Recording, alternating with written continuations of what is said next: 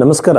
ಭೈರವಿ ಆಸ್ಟ್ರೋದಲ್ಲಿ ಇರುವಂತಹ ವಿಶೇಷವಾಗಿರುವಂತದ್ದು ಏನು ಅಂತಂದ್ರೆ, ನಾವು ಜ್ಯೋತಿಷ್ಯದ ಗ್ರಂಥಗಳಲ್ಲಿರುವಂತಹ ವಿಚಾರಗಳನ್ನು ಮಾತ್ರ ಮಾತಾಡ್ತೀವಿ. ಇಲ್ಲಿ ನಮ್ಮಲ್ಲಿ ಏನಾಗಿದೆ, ಒಂದು ಸಮಸ್ಯೆ ಬಂದ್ರೆ ಒಂದು ಪೇಪರ್ ಅಲ್ಲಿ ನಿಮ್ ಸಮಸ್ಯೆ ಬರೋದು ಸುಟ್ಟಾಕಿ ಅಂತ ಹೇಳೋದು ಪರಿಹಾರ, ನಿಮ್ ಮೊಬೈಲ್ ನಂಬರ್ ಚೇಂಜ್ ಮಾಡ್ಕೊಳ್ಳಿ ಅಂತ ಹೇಳೋದು, ನೀವು ಈ ತರ ಕಲರ್ ಬಟ್ಟೆ ಹಾಕೊಳ್ಳಿ ಅಂತ ಹೇಳೋದು, ಈ ತರ ಪರಿಹಾರಗಳನ್ನ, ಈ ತರ ಜ್ಯೋತಿಷ್ಯವನ್ನ ನಾವು ಹೇಳಲ್ಲ. ಯಾಕೆಂತಂದ್ರೆ ನ್ಯೂಮರಾಲಜಿ ಆಗಿರ್ಬೋದು, ಟ್ಯಾರೋಟ್ ಕಾರ್ಡ್ ಆಗಿರ್ಬೋದು, ಅಥವಾ ಈಗೆಲ್ಲ ಬ್ಲಡ್ ಗ್ರೂಪ್ ಮೇಲೆ ಜ್ಯೋತಿಷ ಹೇಳಕ್ ಸ್ಟಾರ್ಟ್ ಮಾಡಿದ್ದಾರೆ. ಇದ್ಯಾವುದು ಕೂಡ ಬೃಹತ್ ಪರಾಶರ ಹೋರಾ ಶಾಸ್ತ್ರದಲ್ಲಿ ಇಲ್ಲ.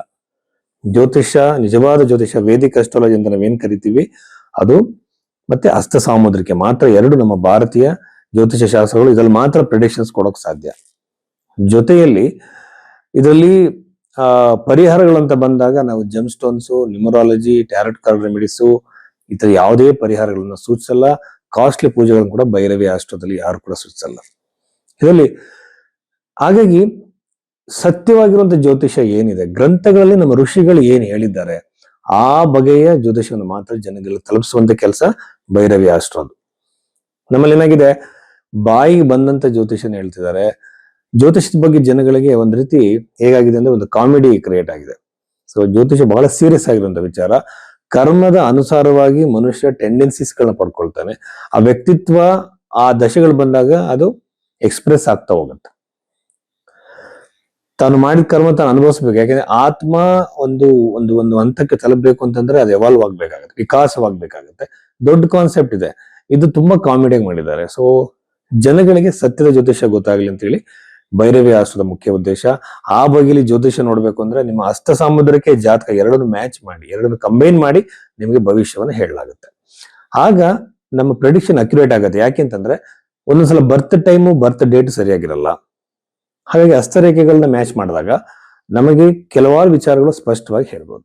ಸೊ ಈ ಬಗೆಯ ಕನ್ಸಲ್ಟೇಷನ್ಗೆ ನೀವು ಭೈರವಿ ಆಸ್ಟ್ರೋನ ಸಂಪರ್ಕಿಸಿ, ನಿಮ್ಮ ಹಸ್ತದ ಫೋಟೋಗಳನ್ನ, ನಿಮ್ಮ ಜಾತಕವನ್ನ ಕಳಿಸಿ ವಿಶ್ಲೇಷಣೆ ಮಾಡಲಾಗುತ್ತೆ. ಮಕರ ರಾಶಿ 2026 ಈ ಜುಲೈ ತಿಂಗಳ ಈ ವಾರ ಫಲದಲ್ಲಿ ಮಕರ ರಾಶಿಯಲ್ಲಿ ಜನಿಸಿದಂತವರಿಗೆ ಏನೆಲ್ಲ ಪಾಸಿಟಿವ್, ನೆಗೆಟಿವ್ ಇದೆ ಅಂತ ನಾವು ನೋಡೋದಾದ್ರೆ, ಮಕರ ರಾಶಿಯಿಂದ ಸಪ್ತಮದಲ್ಲಿ ಗುರುಗ್ರಹ ಇರೋದ್ರಿಂದ ಯೂಶುವಲ್ ಆಗಿ ವಿವಾಹದ ಸಾಧ್ಯತೆ. ಕೆಲವರು ಹೇಳ್ತಿರ್ತಾರೆ, ಸರ್ ನನಗೆ ಫಸ್ಟ್ ಮ್ಯಾರೇಜ್ ತುಂಬಾ ಸಮಸ್ಯೆ ಆಯಿತು, ಸೆಕೆಂಡ್ ಮ್ಯಾರೇಜ್ ನನಗೆ ಇಂಟ್ರೆಸ್ಟ್ ಇಲ್ಲ, ನನಗೆ ಭಯ ಆಗತ್ತೆ ಅಂತ ಹೇಳಿ.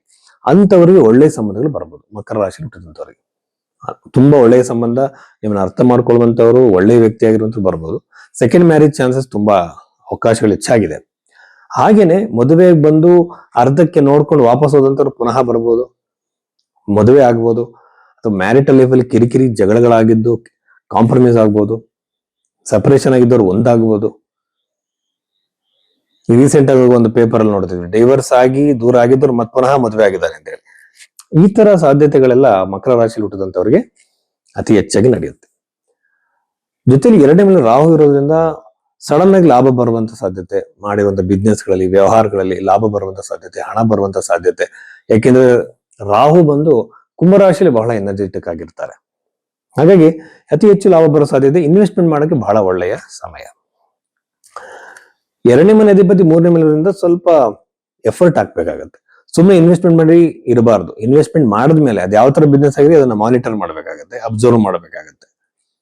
ಇದು ಮಕರ ರಾಶಿಯವರು ಮಾಡಬೇಕು.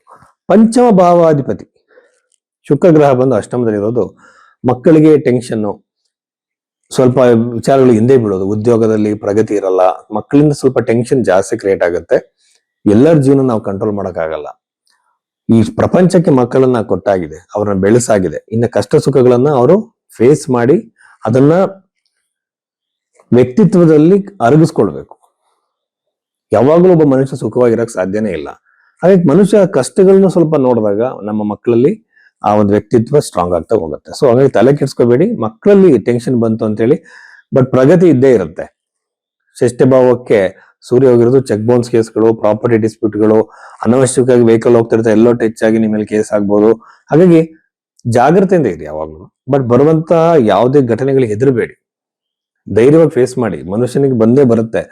ನೀವು ಸೇಫ್ ಆಗಿರೋಕ್ ಸಾಧ್ಯನೇ ಇಲ್ಲ. ಈಗ ಒಂದು ಬಂದರಿನಲ್ಲಿ ಒಂದು ಹಡಗಿರುತ್ತೆ, ಅದು ಮಾಡಿರುವಂತದ್ದು ಅದು ದಡದಲ್ಲಿ ಇರೋದಕ್ಕಲ್ಲ, ಸಮುದ್ರದಲ್ಲಿ ಅದು ಪ್ರಯಾಣ ಮಾಡ್ಲಿಕ್ಕೆ.